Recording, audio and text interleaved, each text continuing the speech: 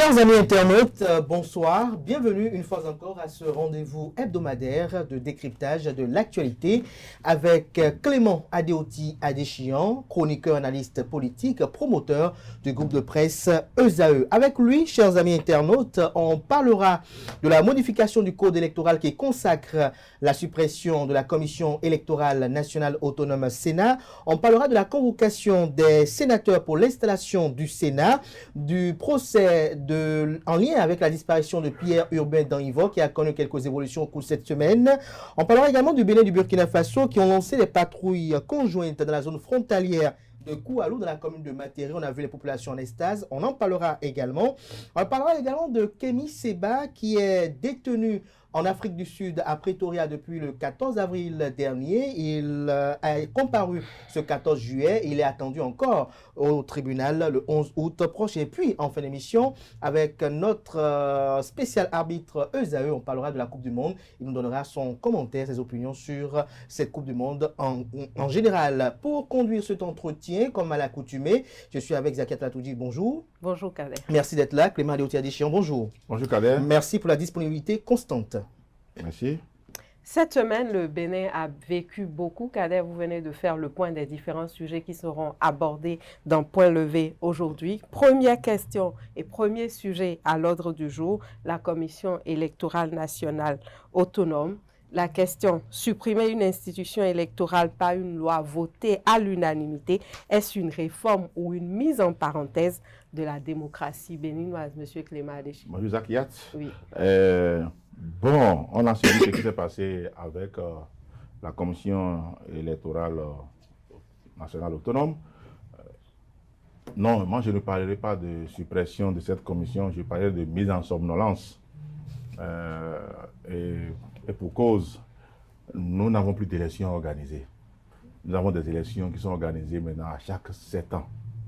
Alors, faut-il garder du personnel administratif, des membres de cette Sénat qui coûtent plus de 5 millions le mois aux contribuables béninois pour des élections qui n'auront pas lieu, pour des contentieux qui ne connaissent pas, puisque ce n'est pas eux qui connaissent des contentieux qui pourraient subvenir au cours d'un mandat. C'est la Cour constitutionnelle, c'est la Cour suprême pour différentes élections. Alors, cette Sénat va faire quoi pendant 7 ans? En réalité, je crois que c'est bien anticipé. Et vous savez que nous avons un financier désormais qui est président de la République. Donc, il réfléchit au centime près qu'il peut essayer d'engranger pour aller satisfaire, aller boucher des trous, aller régler des problèmes importants au niveau du panier de la ménagère, au niveau de nos femmes et de nos braves paysans qui ont besoin des ressources à tous les niveaux en fait. Donc je crois quand même que c'est une décision qu'il faut saluer. Alors la question sera à quel moment maintenant il faut remettre l'institution en selle pour commencer par préparer peut-être une élection qui viendra dans 7 ans, peut-être dans 6 ans par exemple, ou dans 5 ans. Réviser la loi électorale et lui donner une nouvelle architecture, une nouvelle charpente, a envie de préparer des élections à venir. Alors, ceci dit, je confirme pour dire, si nous n'avons pas d'élections organisées, pourquoi laisser une institution budgétivore en place pendant 7 ans, en réalité? Alors, est-ce que la Sénat sera sous son format actuel dans 7 ans, pendant qu'on aura besoin d'elle pour organiser les élections, ou on va transférer ses attributions au niveau du ministère de l'Intérieur? That's the question. Alors, Clément Adéchian, comme vous l'avez dit si bien, est-ce que la question reste quand même posée? Est-ce que les attributions de la Sénat seront transférées au niveau du ministère de l'Intérieur ou bien la structure va subir une refonte? Mais lorsqu'on remonte à la genèse de cette structure et qu'on sait que jusqu'à 2012, elle était ad hoc et que ça part de 2012 véritablement qu'elle est permanente, est-ce qu'il ne faut pas peut-être revoir le mandat et confier d'autres attributions à la Sénat de façon permanente? Alors, cela signifie que vous voudriez donc, si l'intention du président de la République, des gouverneurs actuels, c'est de faire de l'économie à la caisse de l'État, votre préoccupation, c'est de savoir s'il faut encore additionner des ressources, additionner d'autres ressources supplémentaires aux ressources déjà de confier d'autres organisations. Très amusantes. Parce que si vous ajoutez encore d'autres attributions supplémentaires à la Sénat, cela voudra dire qu'il faut encore augmenter ces ressources, ajouter de l'argent. Or, si le but de la manœuvre, c'est de supprimer totalement les ressources actuelles allouées à la Sénat pour faire de l'économie, je ne crois pas qu'il irait dans ce sens. Et au ministère de l'Intérieur, il y a toujours des structures qui accompagnent l'organisation des élections. Et ces structures sont toujours là. Donc, la question opérationnelle, la question de la gestion à la petite semaine de ce qui peut se placer éventuellement, conserver le patrimoine, conserver le fichier, tous ces éléments-là, je crois quand même que les structures sont là pour s'en occuper. Il n'y aura pas de difficulté par rapport à cela. Et moi, je crois quand même que l'idée de supprimer, mettre en somnolence, parce qu'on parle de suppression provisoire, donc mettre en somnolence l'institution Sénat pour faire de l'économie, si c'est le but qui est visé, je crois que c'est une très bonne chose. On va récupérer énormément de l'argent. Sur 7 ans, on va quand même récupérer pas mal de milliards. Est-ce que les députés, lorsqu'ils pensaient à l'alignement des mandats, ils n'y avaient pas pensé par le passé? Je crois que s'ils sont revenus là-dessus, certainement ils y ont pensé. Ils se sont dit, bon, quand le moment viendra... Mais parce que le mandat est arrivé à terme aujourd'hui. Exactement, quand le moment est arrivé à terme, on ne renouvelle pas. Donc on met ça en somnolence et puis on attendra quand le moment viendra, on aura besoin d'eux. On verra quel type de Sénat mettre en place pour ne plus avoir une institution pérenne, très lourde, budgétivore, contraignante pour les finances publiques. En ce moment, que le moment viendra, je crois que nos législateurs réfléchissons à trouver l'institution qu'il faut, l'institution qui nous permettra, par exemple, de mieux s'adapter à nos contextes de ressources limitées, surtout. Est-ce à dire que toutes les structures indépendantes qui vivent de l'organisation des élections au Bénin doivent probablement disparaître pendant les 7 années? On a commencé avec la Sénat. Et d'autres structures, par exemple, qui gèrent le fichier électoral, par exemple, n'ont pas en place, par exemple, de personnel administrativement aussi lourd, aussi chargé, et qui coûte suffisamment cher à l'État béninois. Si c'était le cas, on devait les supprimer aussi, mais ce n'est pas le cas. Je crois le cas. Il n'y a pas d'autres structures encore qui s'en imposent ou qui pèsent lourd dans nos budgets. Alors, ce qu'il faut retenir, que cela soit la Sénat, que cela soit d'autres structures, par exemple, gestion du fichier électoral ou autre, on peut trouver une structure plus flexible, plus malléable au niveau du ministère de l'Intérieur pour organiser pour l'instant les petites transitions et garder le matériel intact pour qu'à la prochaine élection, par exemple, on n'ait pas de difficulté à mettre la machine en place.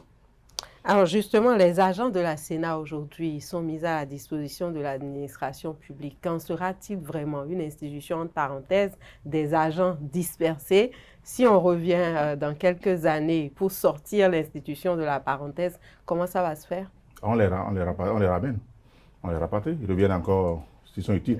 Et n'oubliez pas que la Sénat travaille beaucoup plus avec des agents occasionnels qui sont recrutés pour la tâche et à la tâche. Mais il y en a qui sont au quotidien également, au service de l'institution. Oui, ceux qui sont au service de l'institution peuvent être redistribués, redéployés au ministère de l'Intérieur, au ministère de la décentralisation. Ça ne posera pas de problème. Mais le plus gros lot, c'est souvent les agents occasionnels qu'on recrute très souvent pour travailler à la tâche quand le moment arrive. Donc ceux-là ne posent pas de problème.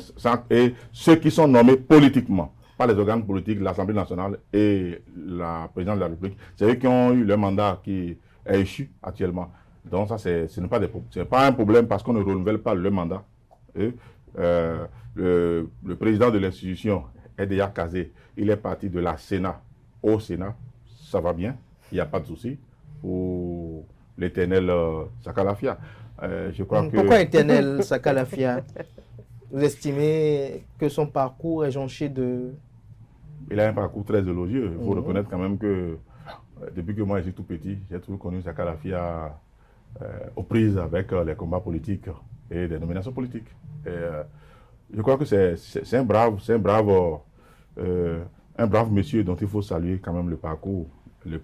Il est intrépide et il est toujours là où il faut, à la place qu'il faut. Quand il faut être opposant, quand il faut affronter, il a été opposant.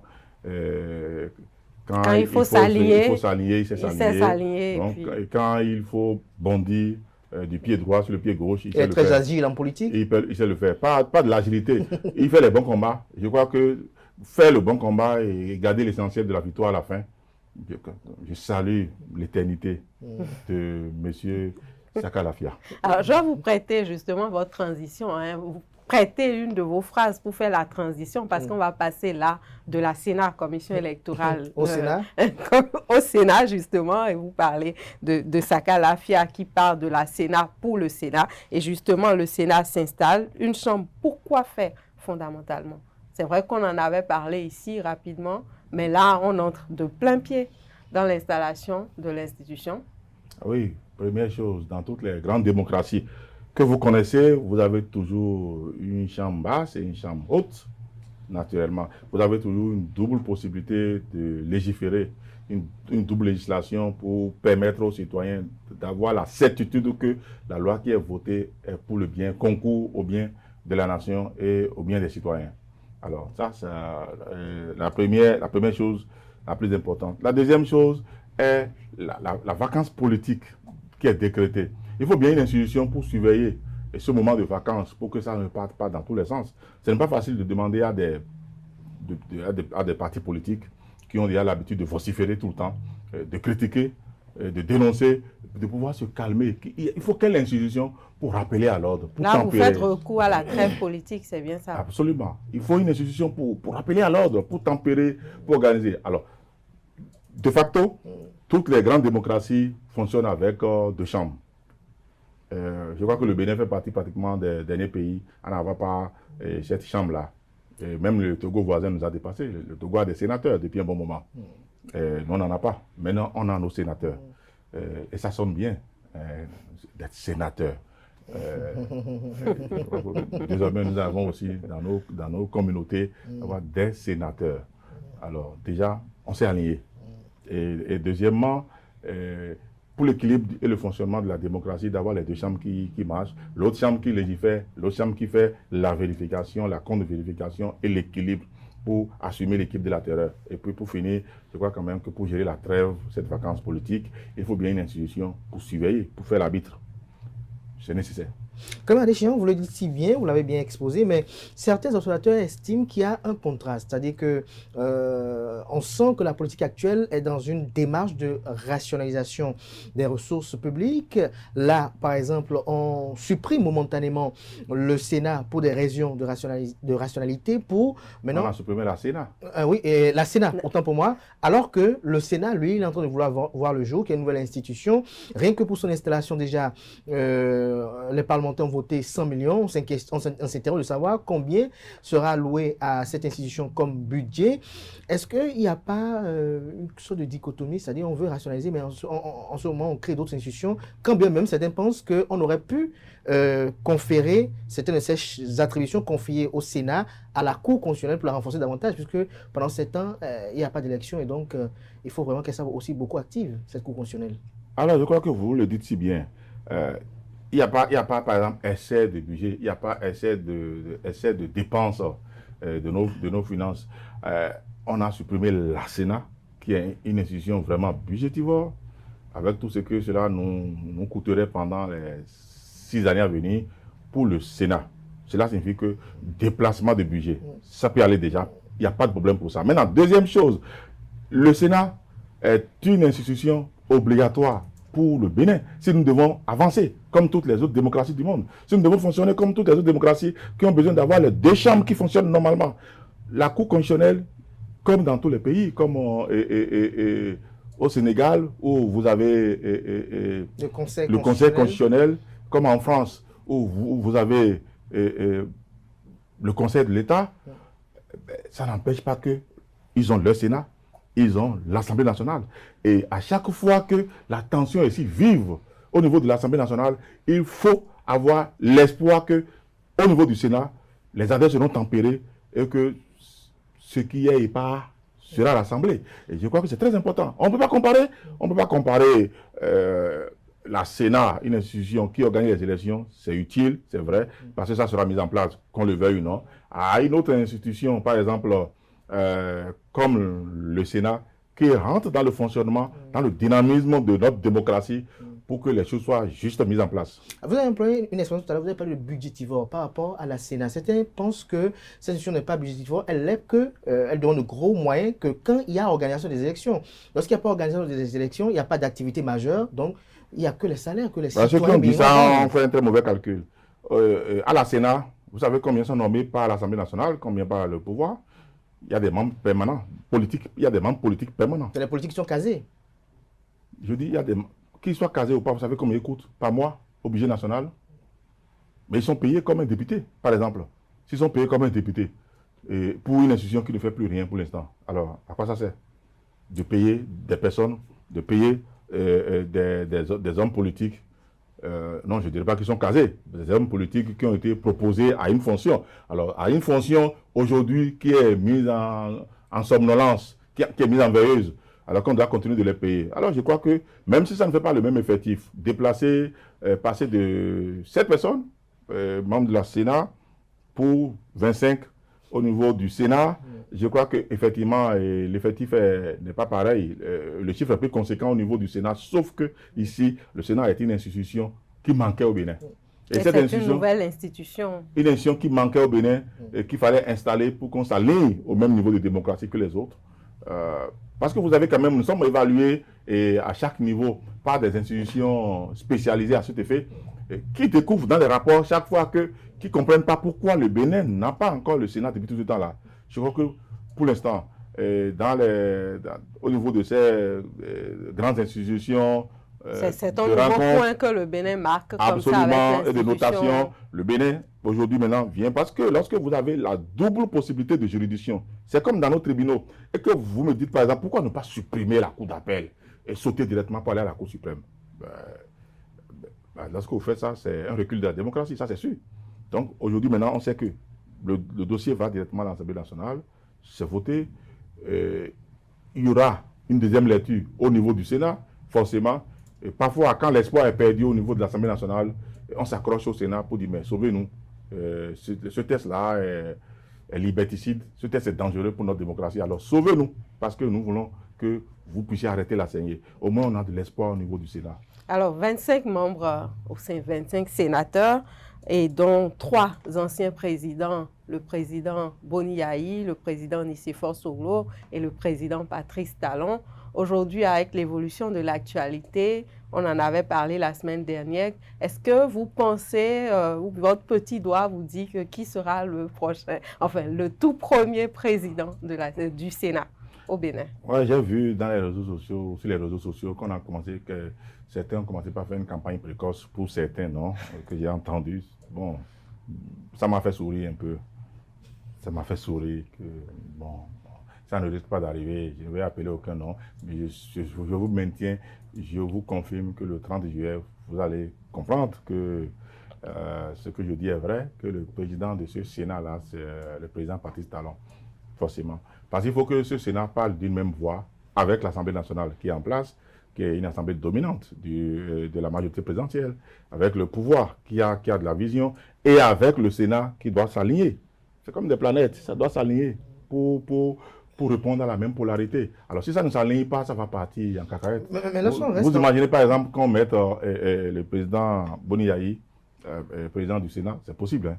Mais qu'on vote pour lui, pour l'instant, vous savez qu'il ne parle pas du tout de la même voix. Déjà qu'il a posé des conditions, moi je veux siéger au Sénat parce que ma première préoccupation, c'est de demander qu'on libère tous les prisonniers et qu'on fasse revenir tous les exilés politiques.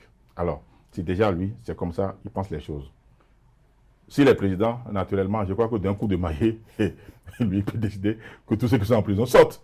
Ce n'est pas mauvais pour l'équilibre national. Absolument pas. Pas du tout. Je l'ai dit la dernière fois que je voudrais que tous ceux qui sont en exil reviennent, ceux qui sortent. Mais le pouvoir le fera certainement en fonction de ses équilibres et de son calendrier politique, en fait que ça soit bénéfique pour le pouvoir. Il faut que le bénéficiaire soit le pouvoir. Le pouvoir a décidé à un moment donné, pour l'unité nationale, pour l'unité du pays, de faire un pas vers les braves fils du pays qui sont à l'étranger, afin que tout le monde rentre. Je crois qu'il faut que ce soit le calendrier du pouvoir. Et pour que ça marche, pour que tout s'aligne, pour que toutes les planètes soient au même niveau de polarité. Il faut un président aligné également avec...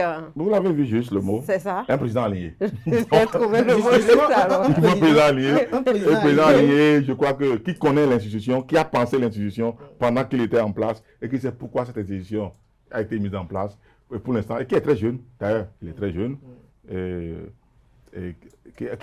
Il a la tête très fertile, il réfléchit à tout instant. Je crois que ça lui permettra quand même de garder sa vélocité qu'on lui connaît et de continuer par réfléchir. Mais Adéchian, tel que vous le décrivez, la caricature que vous faites, est-ce que ça renvoie une belle image de la démocratie lorsque l'on sait que Patrice Talon a quitté le pouvoir et qu'au lendemain, notamment, une institution naît, il se retrouve à la tête de cette institution, laquelle institution demeure quand même, qu'on le veuille ou pas, une puissante arme politique qui est à même de pouvoir régenter toutes les législations à caractère politique. Et donc, vous savez pendant combien d'années Jacques Chirac a dirigé le Conseil d'État après avoir quitté la présidence de la République? Les attributs ne sont pas les mêmes avec le Sénat ici.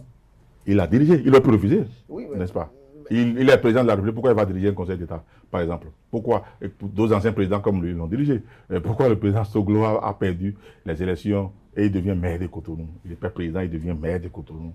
Quand les politiciens ne réfléchissent pas comme ça, comme vous réfléchissez, ici, le devoir vous appelle, vous foncez pour la République et au nom de la République. Et puis, le Sénat, comme vous le dites, ce n'est pas comme une petite fonction d'attribution d'un commis, comme si vous venez vous asseoir pour servir le président de la République. Non, mais c'est une fonction autonome. C'est une fonction, c'est des sénateurs qui réfléchissent quand ils sont sollicités. Ils sont très respectés. Et dans le protocole, il faut bien observer.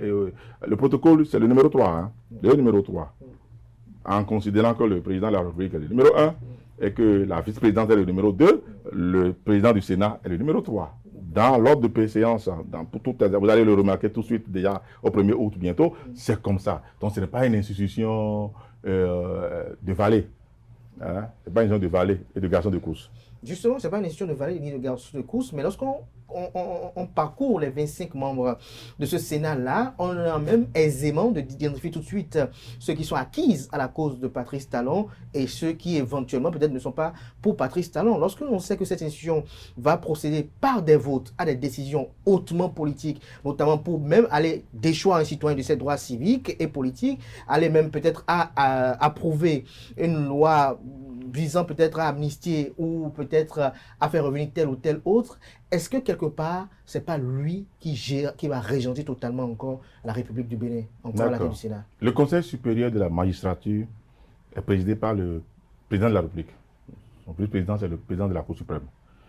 Qui sont des institutions, c'est une institution dirigée par l'État, par le président de la République. Et c'est ce Conseil supérieur de la magistrature qui nomme les juges, qui positionne les juges et les magistrats de nos cours et tribunaux. Alors, vous me direz donc que parce que c'est le président de la République qui est le président du Conseil supérieur de la magistrature qui nomme les juges et qui les positionne à tel ou tel tribunal, alors dès lors que vous avez un contentieux devant les tribunaux, vous êtes foutus. Puisque ils sont nommés par le pouvoir public, on est sûr que, bon, on n'aura jamais gain de cause, il faut qu'ils téléphonent toujours à la présidence avant de prendre une décision, mais c'est faux. C'est ce que disent parfois les opposants quand ils sont devant les tribunaux. D'accord. Alors dites-moi alors pourquoi Achade a pu gagner les démocrates la dernière fois contre... Belle illustration. Il a gagné contre comment il s'appelle déjà, mon ami Roundété? Éric Roundété. Comment il a fait pour gagner? Bon. Vous voulez dire que les institutions fonctionnent de façon autonome et chacune d'elles joue son rôle. Alors qu'on sait très bien que Éric a dansé avec le candidat à Chola. Au soir de son élection. Oui, ils ont dansé ensemble. Donc, j'ai vu ça à la télé, tout le monde l'a vu. Donc, on sent qu'Éric Roundété aujourd'hui a accepté et fait allégeance au pouvoir en place, avant même les résultats. Alors, ça signifie quoi? Éric Roundété est aujourd'hui membre de la mouvance présidentielle. Mais Achade non, pour l'instant. Mais ils sont allés devant les juridictions pour une querelle de leur parti politique. Mais est-ce que le tribunal a donné raison à Achade. En premier sens, on attend. Il y a un recours. Il y a un recours. Non, ça me surprendrait. Il y a un recours qui suit son cours. Justement, ça me surprendrait. On attend de voir. Ça me surprendrait. C'est pour dire que les juges, et puis je peux revenir en arrière. Le président Yaïboni était au pouvoir. Il était au pouvoir et il y a eu des actions, tentatives de coup d'État. C'est lui qui nommait les juges. Et le juge Angelo de cette 6e chambre-là, avec le procureur, il a disparu depuis un bon moment. Et le procureur de la République de l'époque, j'ai oublié son nom, ça va me revenir, mais ce que je sais, c'est que le juge Angelo a débouté le président Boniaï en rendant une décision de non-lieu. Il n'y a pas commencement, il n'y a pas exécution, donc il n'y a pas preuve par part qu'on ait tenté d'assassiner quelqu'un. beaucoup de Béninois avaient trouvé ça bizarre qu'un juge puisse rendre une décision pareille et que le procureur Bernard Metton de l'époque, que le procureur Bernard Metton de l'époque qui doit porter le réquisitoire vers la chambre qu'il a choisie. C'est a choisi sa chambre, la 6e chambre qu'il a choisie, pourtant que cette chambre-là et lui, avec sa réquisition, ait pu facilement et tranquillement débouter le chef de l'État. Mieux encore, on est allé en appel. Biao, à l'époque, le président de la chambre d'appel qui avait connu du jugement en appel, qui a validé trait pour trait les décisions de la première instance et qui est même venu s'asseoir presque à Kadiaon, en face de la rue du président Boniaï. La légende raconte qu'il a même sifflé 2 bouteilles de Guinness tranquille devant la rue avant de rentrer chez lui.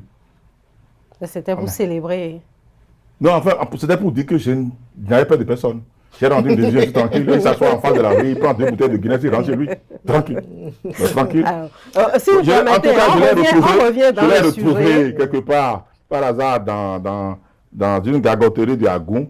Et il dit, mais, monsieur le président, je crois qu'il était déjà proche de la retraite, ou il était déjà à la retraite, on en a rigolé. Mais il dit, mais non, moi je n'avais aucun problème. J'ai regardé, la cour d'appel regarde les dispositifs de droit qui ont été respectés par le tribunal de première instance. Et s'il n'y a pas nécessité de remettre en cause ce qui a été fait, ce qu'il faut corriger, nous l'avons corrigé, mais ce qu'il ne faut pas corriger, on n'a pas corrigé. Mais il n'y avait pas nécessité de rendre une décision une décision de catastrophisme. Donc, Biao était à l'aise dans la décision qu'il a rendue avec le collège des 2 autres juges qui étaient les juges de séance. Puisqu'il s'agit de la cour d'appel, il faut 3 juges pour prendre le dossier. Alors, je peux remonter à d'autres affaires où le président de la République a été là.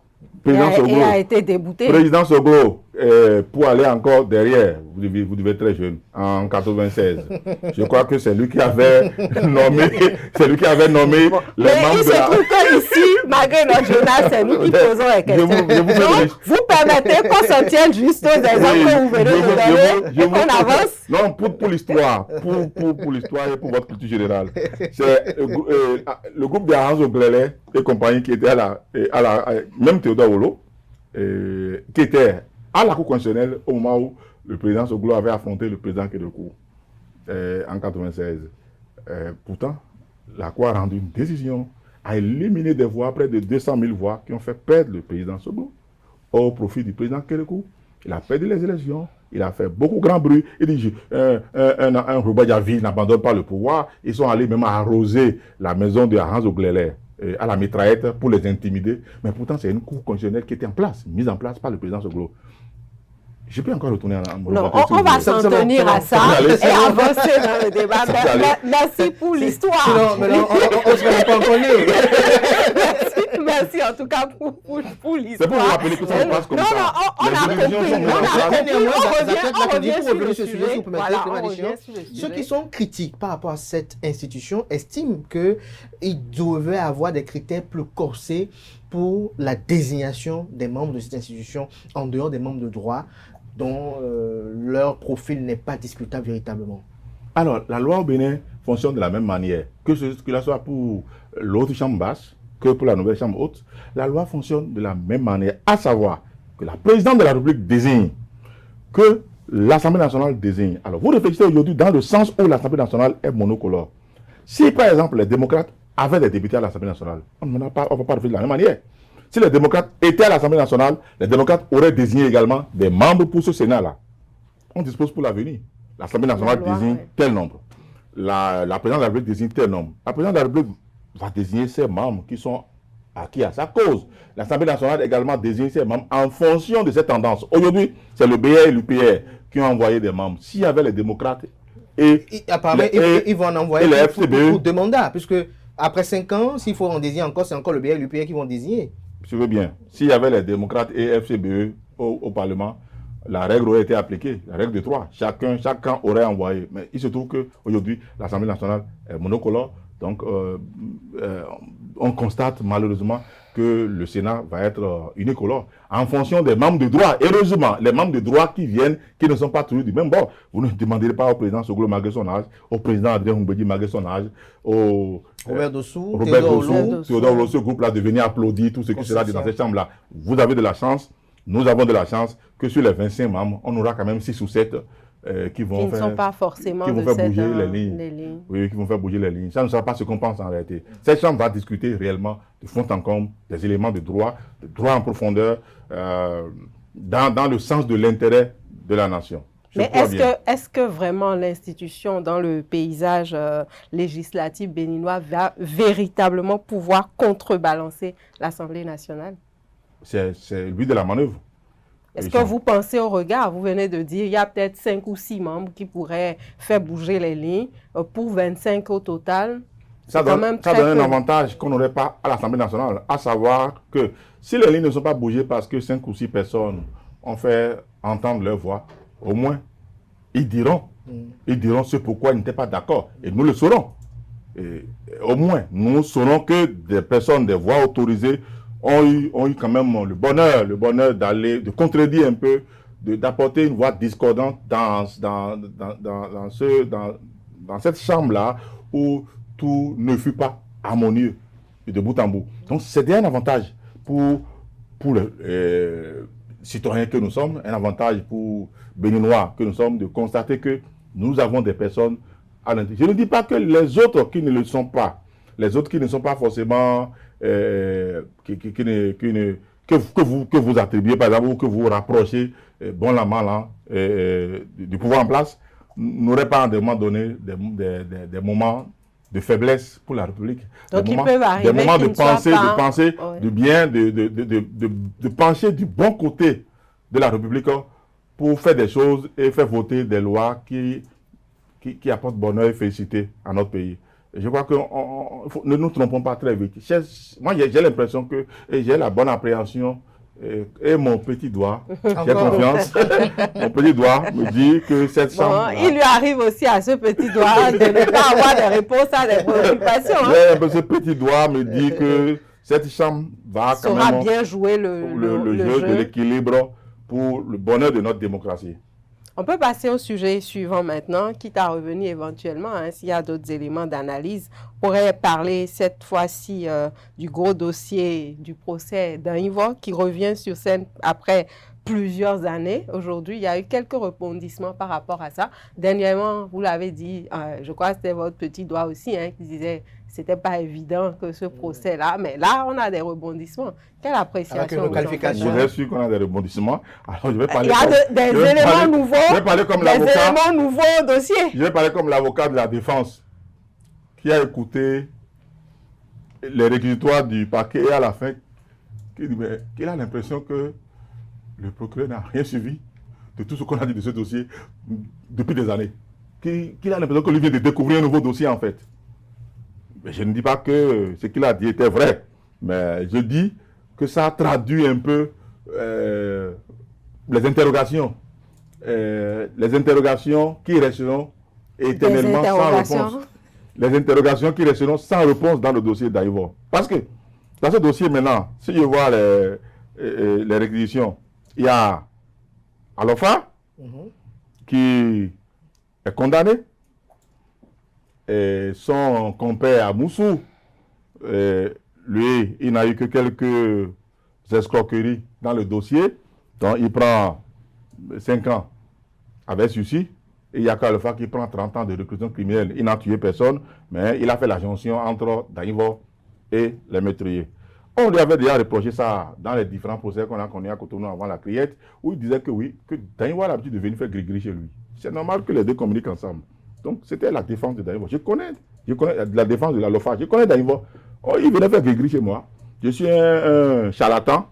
Je suis un bocono. Donc, du coup, je reçois Anivor pour des consultations de temps en temps. Donc, on est potes. On se communique.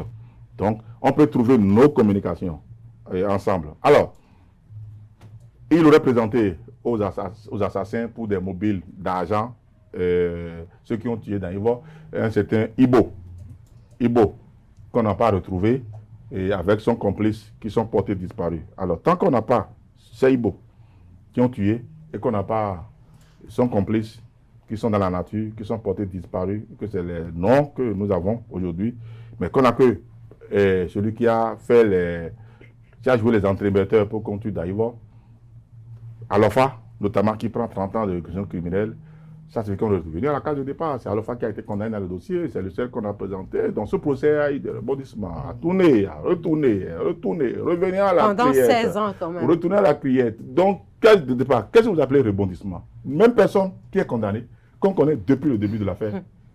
Alpha. Mais est-ce un procès? Alors, c'est quoi vos rebondissements? Est-ce un procès, si vous voulez, je vais poser la question autrement. Oui. Est-ce un procès qui cherche la vérité ou un procès qui gère la vérité? L'affaire d'Anivor, une affaire d'État? Non, je ne crois pas. C'est une affaire de meurtre. On a tué quelqu'un.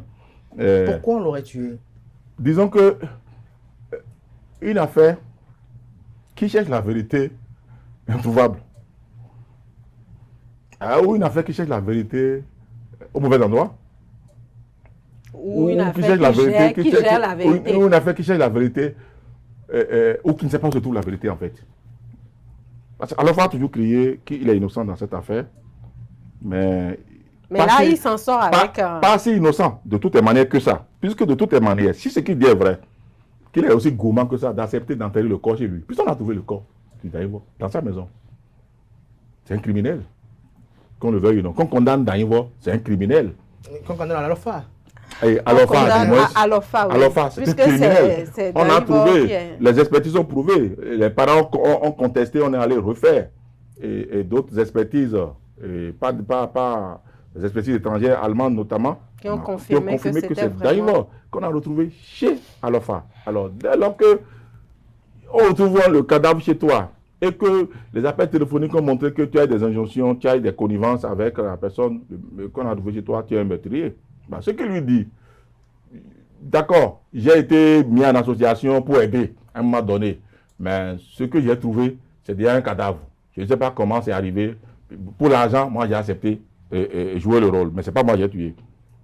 Ben, si on n'a pas trouvé de criminels véritablement, et que les criminels sont déjà en fuite ou enfouis, je crois que attrapons celui qu'on a et condamnons et passons à autre chose. 16 ans de procès, de rebondissement en rebondissement, de report en report. Et pour le commun des Béninois, que signifie véritablement ce procès-là pour la confiance qu'on doit avoir au système judiciaire béninois? La chose qui me gêne un peu, je n'ai pas envie d'en rire, c'est le montant de dommages et intérêts qu'on a flanqué à des choses là. À la fois dans cette affaire. 150 millions. Il va trouver ça où? Qui va lui payer ça? Enfin, je ne comprends pas. Je n'ai pas compris ce montant-là. Il va trouver ça où? C'est-à-dire, il va faire 30 ans de prison. Il y aura des contraintes par corps pour 150 millions qu'il ne payera jamais. Donc, il en fera peut-être d'autres 30 ans à nouveau. 60 ans. Je ne sais pas quel âge il a. Bon, il va crever. On ira enchaîner sa tombe pour les 150 millions. Il n'a pas de gosse riche. Mais qui va payer les 150 millions? C'est dommage et intérêt. Donc, dommage et intérêt suppose que vous payez pour les personnes qui sont concernées. Mais condamner à l'OFA à payer 150 millions, moi, je crois quand même que moi, j'aurais pu trouver qu'on aurait pu demander à l'État de dédommager les parents et non à l'OFA. Puis l'OFA ne peut pas trouver de l'argent pour ça. Parce qu'à un moment donné, il faut que la famille fasse le deuil et que la famille quand même trouve un moyen de se consoler de ce qui lui est arrivé. Peut-être un moyen dans ce procès de condamner l'État au dépens. Pour quand même satisfaire la famille, aurait été une justice équitable à un moment donné.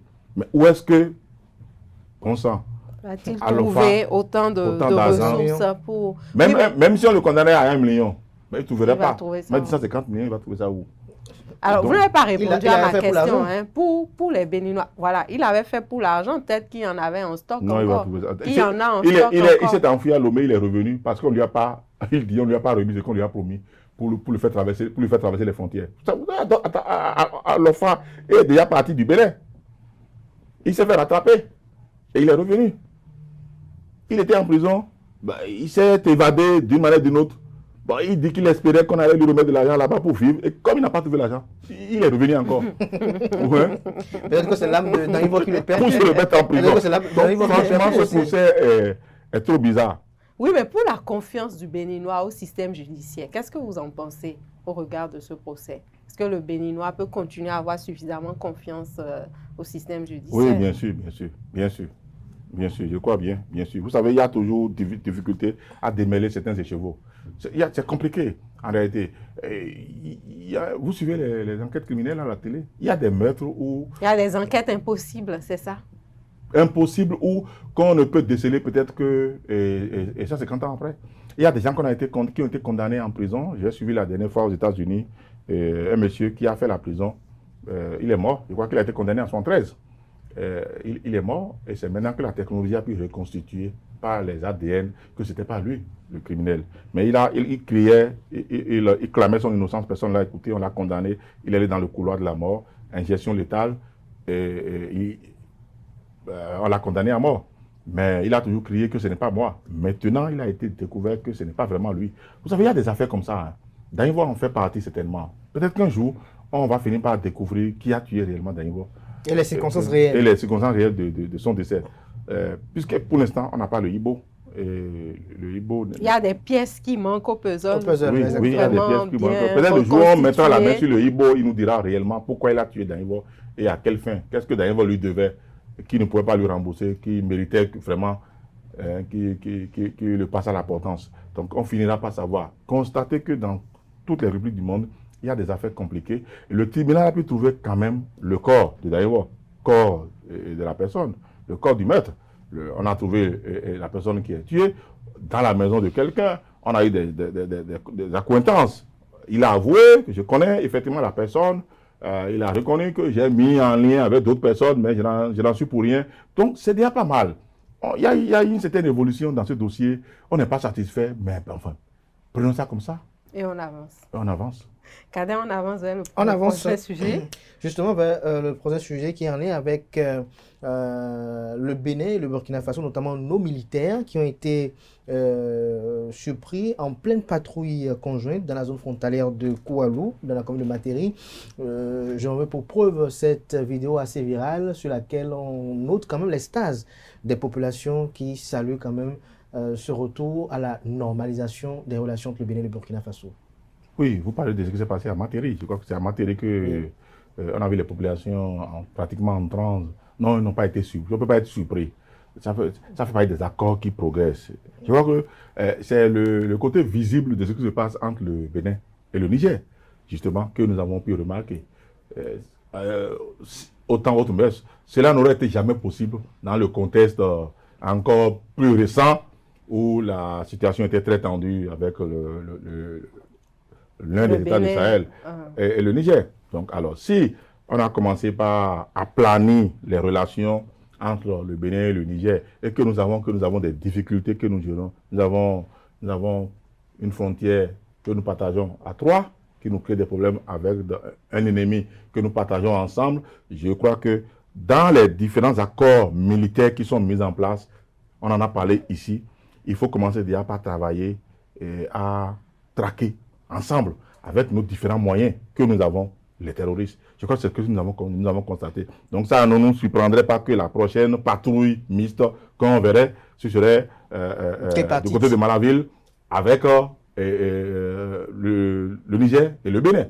Ça va être prochainement, forcément ça, parce que ça va à ça. Si on a déjà le Burkina et le Bénin, encore que le Burkina et le Bénin n'avaient pas leurs frontières fermées, donc qu'à cela ne tienne, ce n'est que le côté du Niger qui avait véritablement des problèmes, même si les trois pays du Sahel parlent toujours de la même voix.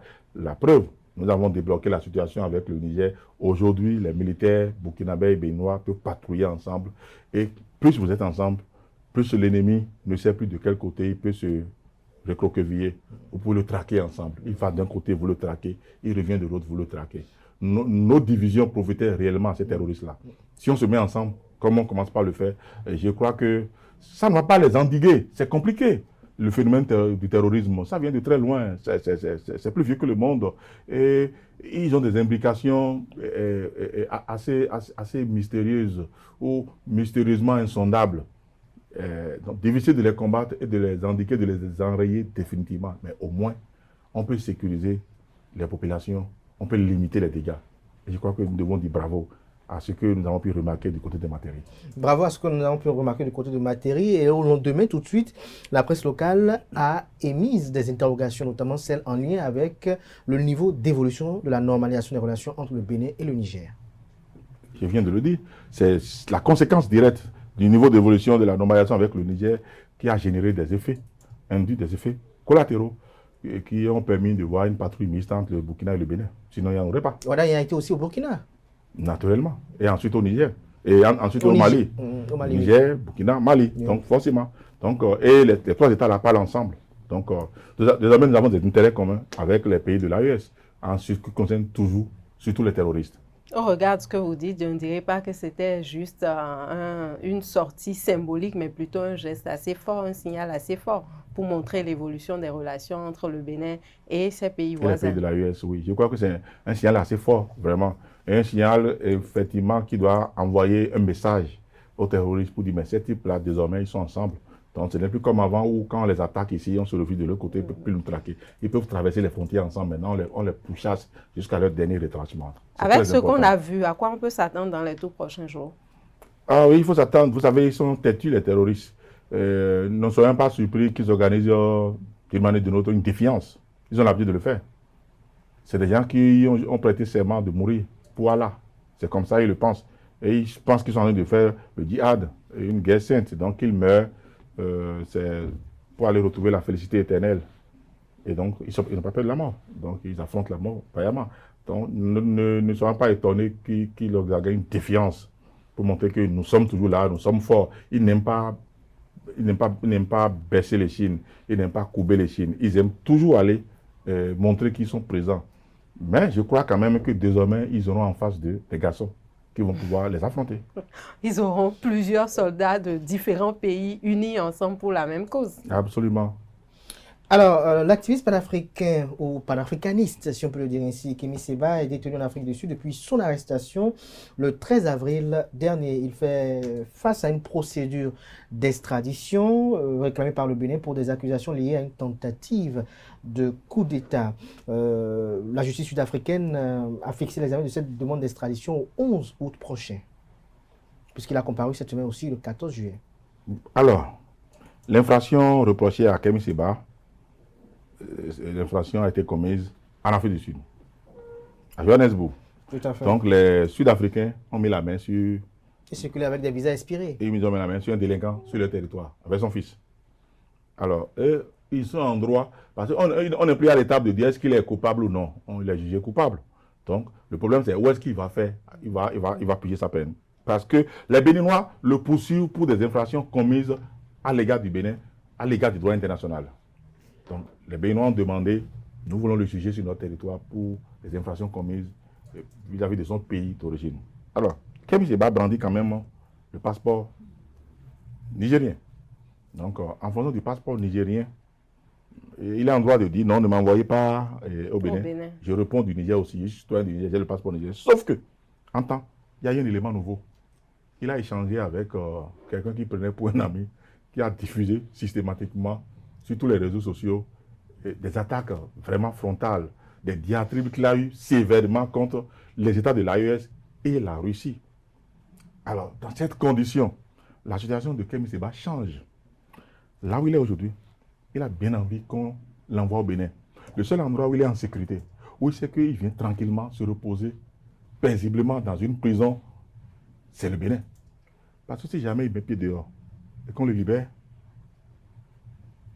pour des gars qui t'ont apporté hospitalité, ressources financières, moyens de subsistance et de lutte et de conquête. Il peut les avoir maintenant à cette trousse. Et que tu as pu réellement, parce que c'est sa voix, il n'a pas nié que ce qu'il a dit. Bon, l'autre, l'ami qui a parlé a dit que lui, il ne sait pas comment les éléments ont fuité, que lui n'avait pas voulu faire fuiter ça. C'est trop facile de dire des choses comme ça. Hein? Nous parlons ensemble au téléphone, vous m'enregistrez, et puis ça sauf dit, ah non, que c'est votre réparateur de téléphone. Mauvaise manipulation. Ou votre réparateur de téléphone qui, en réparant le téléphone, a fait fuiter les éléments à votre insu. Donc, ce que nous savons, c'est que les éléments qui ont fuité sont extrêmement dangereux parce qu'il a accusé la Russie de commencer par profiter désormais des fruits de leur combat à eux, qu'ils ont fait tous les combats. La bataille a été gagnée et que maintenant, c'est les Russes qui se sont installés tranquillement et qui tirent les ballons du feu et qu'eux, ils ont été mis de côté, que ça ne se passera pas comme ça et qui commencent par comparer la Russie à l'autre impérialiste et que lui, il combattait et que finalement, ils sont pareils, que l'Afrique est toujours malade de ces oripeaux qui viennent toujours à sa solde pour pouvoir jouer les secouristes ou les sapeurs-pompiers. Alors, quand tu dis tout ça, désormais, et que tu insultes tes anciens partenaires de Pantin, le président nigérien avec des noms bizarres, hein, en tout cas, il n'a pas été très agréable. Et que vous pensez que ceux-là, maintenant, désormais, quand il va sortir, ils vont dire, mais la paix des braves, donne-moi la main. On se serre la main. Là, tu as été correct. Hein? Correct. Là, c'est bon, on est potes. Bien. Donc, il vit en prison, dans un pays dangereux. L'Afrique du Sud, ou même de la prison, c'est plus facile quand même d'organiser un Gestapo pour l'enlever et le buter. Hein. C'est facile hein, en Afrique du Sud, que je touche du bois, que cela ne lui arrive pas. C'est un citoyen du Bénin. Si j'avais vraiment une doléance, c'est que la diplomatie béninoise travaille activement à ce qu'ils viennent répondre de ces infractions à l'égard du Bénin, qu'il fasse vraiment sa prison au Bénin.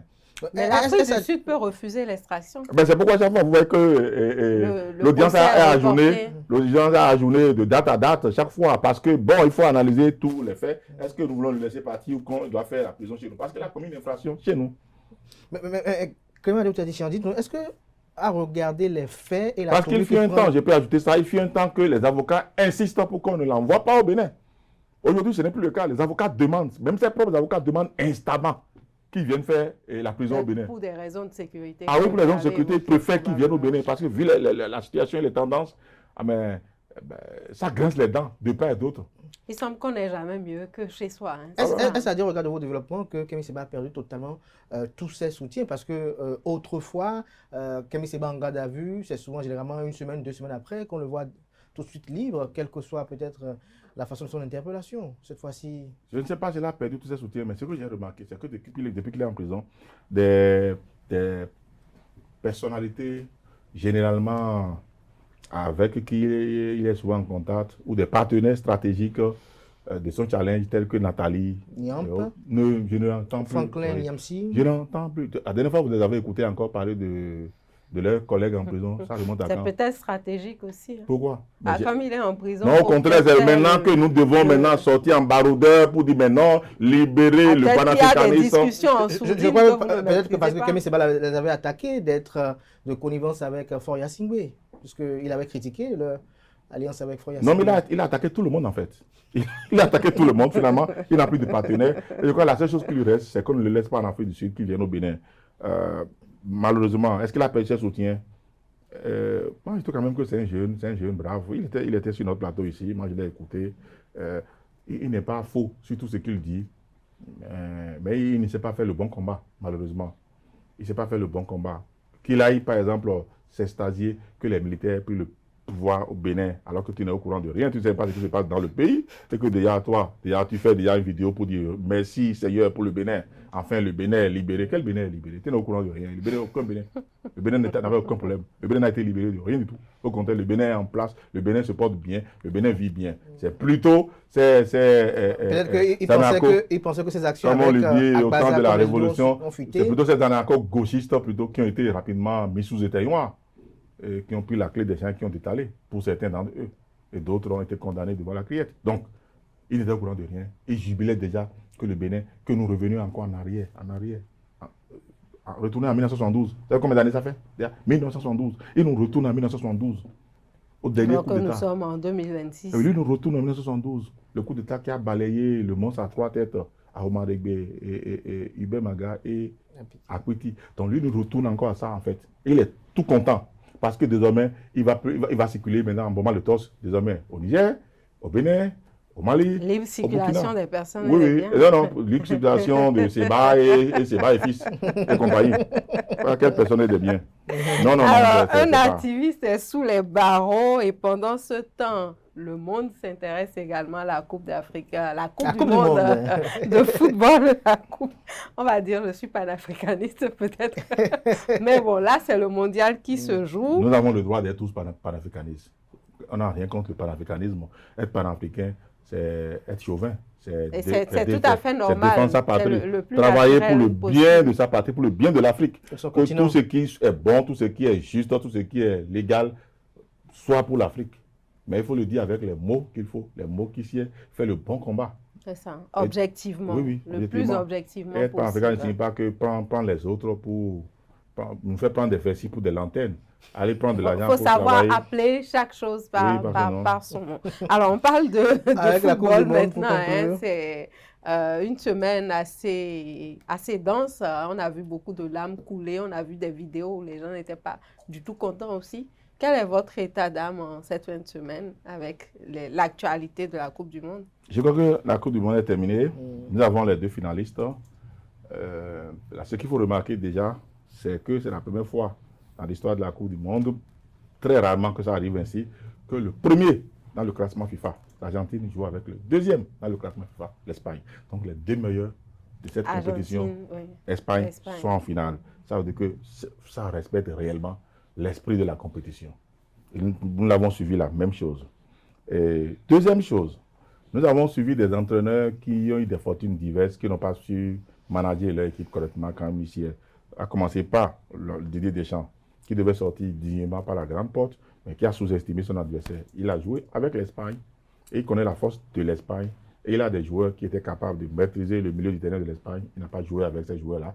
Il a joué, il continue toujours sur ces 4 attaquants devant, avec son Mbappé qui est son dieu. Le résultat, il a vu, c'est à côté une branlée, une fessée dont il se souviendra longtemps encore.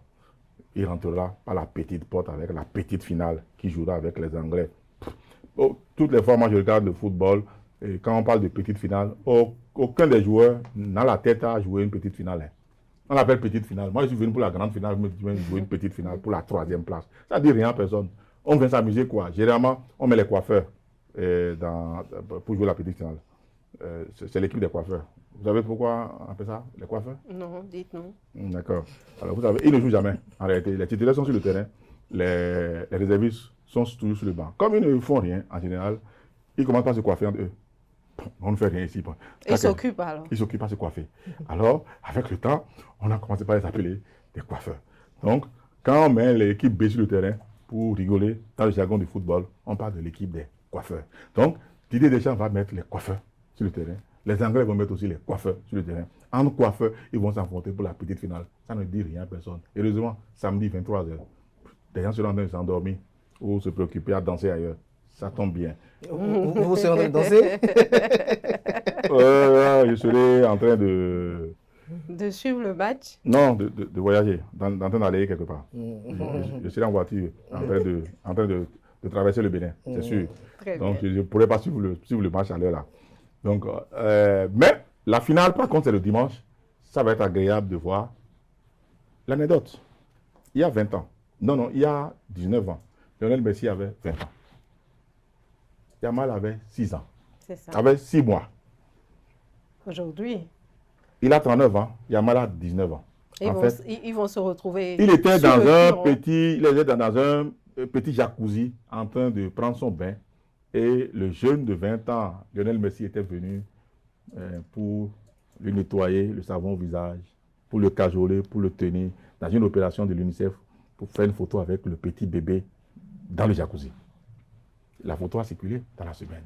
Ben aujourd'hui, le petit bébé dans le jacuzzi, c'est l'un des métronomes de l'Espagne, 19 ans, qui va jouer avec son pépé qui le tenait à bout de bras à l'époque.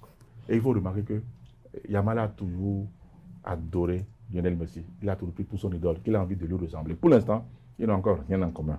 Lionel Messi, c'est un dieu. Tout le monde a vu dans cette Coupe du Monde, à lui tout seul, il change les matchs. On ne comprend pas comment ça se passe. On l'a vu contre le Cap-Vert. On a dit que c'est par hasard. On a vu contre l'Égypte. On a dit non. C'est encore par hasard. On a vu contre la Suisse. On dit non. C'est par hasard. C'est-à-dire chaque fois, ils sont menés en fait. Ils sont menés et lui seul, il décide de renverser les matchs. Et encore contre l'Angleterre, ils étaient menés.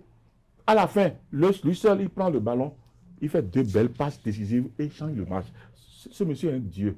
En fait, inclinons-nous devant sa majesté, Lionel Messi. Ça, c'est un joueur à 39 ans qui continue pas.